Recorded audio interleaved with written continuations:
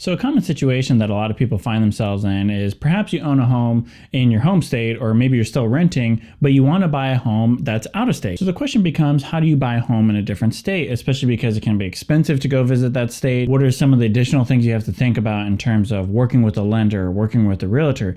Do you trust them enough to go visit? And a lot of these questions are going to be super important because the home buying process, while similar, is a little bit different when you're buying out of state. So in this video, I'm going to talk about some of the different situations that you may find yourself in when you're buying a home out of state.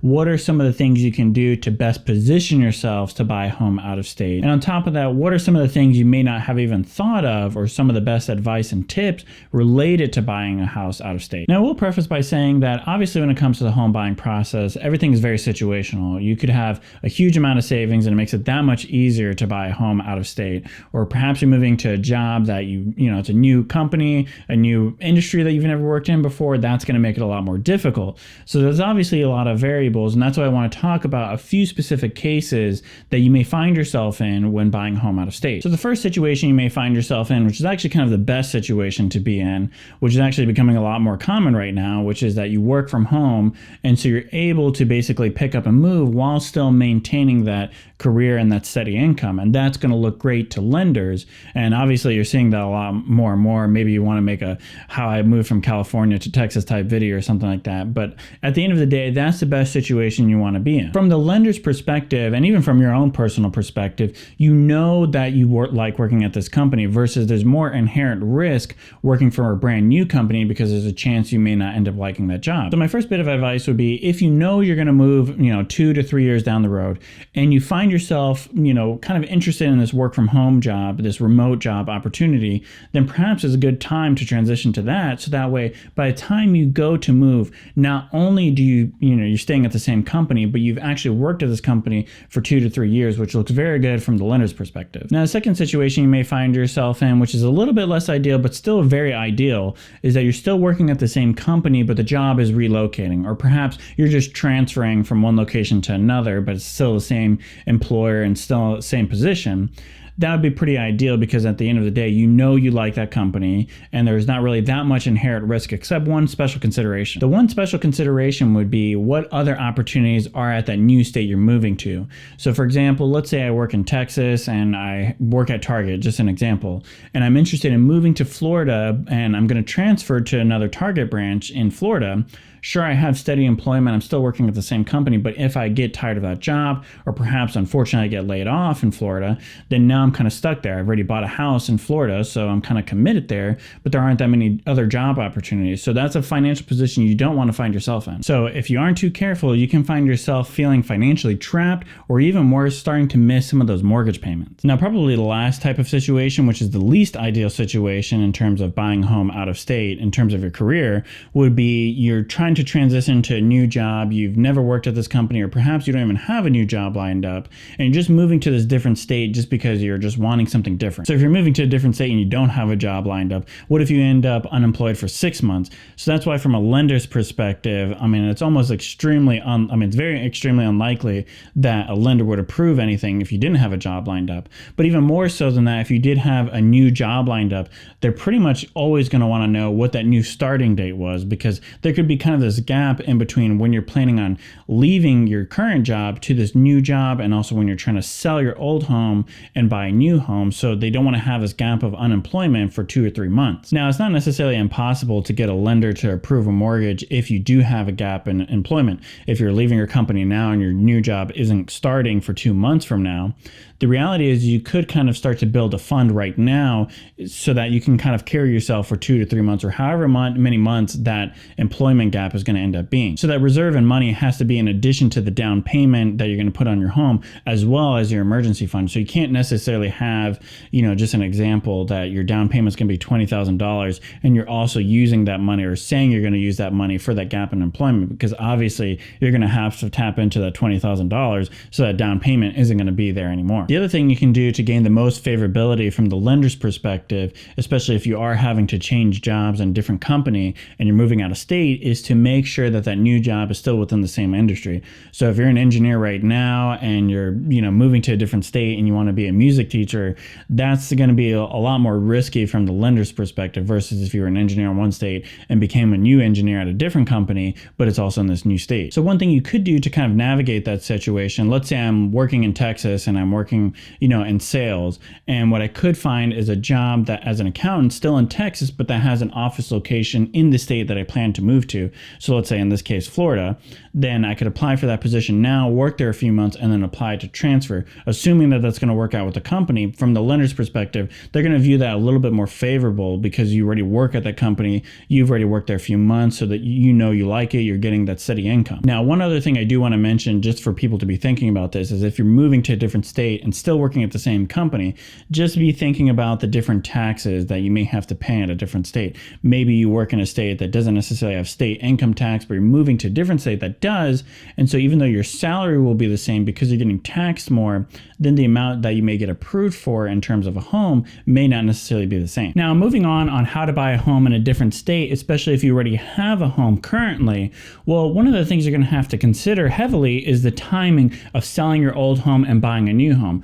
Obviously, the most ideal situation is that you're in a position to be able to afford 2 mortgage payments at one time, but obviously for most people that's not the case. The more common situation that most people find themselves in is that they have to be able to have an offer on the home that they're selling before the lender proceeds with the actual closing process of the home that they're interested in. So that's when you're going to have to make on what's called a contingent offer. Now, I should say that a contingent offer is not necessarily the end of the world, but at the same time, a non-contingent offer, so one that you actually have the cash on hand or that you're not necessarily pending a sale on your old home, that's going to be more favorable from the person you're actually trying to buy from. Just think about it. If you're trying to sell a home and I make you an offer on your home and I'm saying it's contingent on the sale of my home and I don't necessarily have any offers for my home currently, you don't necessarily know if that's going to be 3 months down the road, 6 months, or even a year down the road. So if somebody comes in with a different offer that they have the cash on hand or that the lender's willing to proceed with the closing process and they're offering just a few $1,000s less than what I'm offering, then that person actually may have a more favorable offer. So I just want everybody to be aware that when you have a contingent offer, you are going to be at a disadvantage. So you're not necessarily going to get 100% the best deal possible. That doesn't necessarily mean that you're going to get a bad deal either. So another disadvantage you're at when you're buying a home out of state is that you don't necessarily know what's a reasonable cost in terms of perhaps lending fees or realtor fees or even things like a home inspection. So maybe in your area, $500 is pretty reasonable for a home inspector and you're actually buying top of the line service, but in a different state, $500 doesn't get you very far and you're actually buying the bottom tier service. So doing a lot of research ahead of time and understanding what's reasonable cost in terms of different services offered when it comes to the home buying process is going to be key.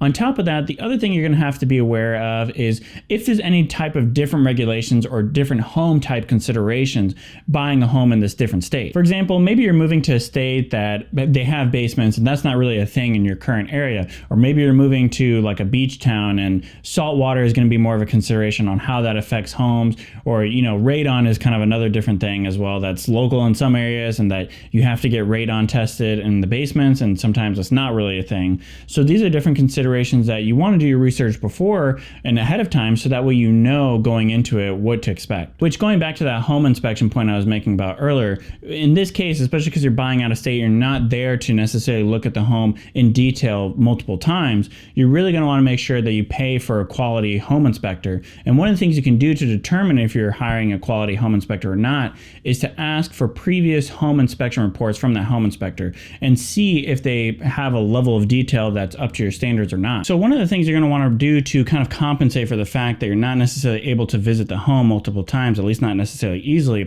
is to find a specialized realtor that specializes in clients that are out of state. So if you think about it in terms of like investment properties, you would want to work with a realtor that specializes in investment properties and that's kind of exclusively what they work with. But even more so than that and more ideal would be a realtor that actually is, invests in real estate themselves. So with a realtor, when you're buying a house out of state, you kind of want that same ideal situation. Yes, you want them to specialize in out-of-state clients, but even more so, hopefully you find a realtor that actually had to make that same move themselves. A normal realtor may not necessarily care about giving you extra details on things that you may not necessarily be aware of. So if you're buying a house house, say in Florida, and they're kind of touring this house, they may say, oh, and it's really close to Sunny Side Up neighborhood. And you're like, well, what does that mean? Is that, are we talking about food here? Are we talking about great weather? What does this mean? But a realtor that specializes in out-of-state clients is going to give you that extra care and explain to you, well, it's actually a really bad neighborhood, or maybe it's a neighborhood that's actually supposed to be ironic because it's not sunny at all. The other thing you're going to want is for a realtor that's really tech savvy. So obviously most people know how to take a photo, but when it comes to buying a home kind of virtually or in a different state, you're going to want to make sure that this realtor isn't going to send you grainy photos, or when you ask them to take a picture of the water heater, they take a picture with it way in the background and they think that that's enough, when really you wanted an up close picture to kind of see the quality that this water heater is in. Ideally, you would want to know this before you sign kind of any agreement to work exclusively with this realtor. So if there's any way that you can kind of have like a trial run with just one home and, you know, kind of have a virtual tour or just videos sent from their phone, then once you have that proof in hand, then you can kind of proceed with signing kind of any agreement. So doing this will not only save time, but it will save you some serious money, because the more you can use technology and rely on that, versus that saves you money because you don't necessarily have to travel out flight after flight just to kind of tour different homes. Now, this is probably obvious to some people, but I feel like it's important to mention this. Obviously, do as much research as possible and in every possible manner. So look at different traffic routes, look at different crime rates in certain areas, look at school districts. Perhaps you're a parent now, or maybe you're considering being a parent. Don't just look at the elementary school district. Look at the school district that they eventually will flow into, or even different school districts as well. You know, sometimes people focus on just one school district, but the reality is maybe you might end up moving. Even if you move to this different state, you may move to a different neighborhood, and you have to kind of know what are the different options that are going to be available to you. The last major tip I wanted to give everybody is to really heavily consider the option of renting. I know a lot of people, including myself, are really opposed to renting in most situations, but the reality is when you're able to rent in a certain area, you get, you know, there's no trade-off for experiencing things. You know, people can share the knowledge of what neighborhoods to stay away from, but the reality is when you're in there, when you're actually living in a certain area, and you can see for yourself what areas are considered sketchy. You know, it may be sketchy to one person, but not necessarily to you, or vice versa. Maybe somebody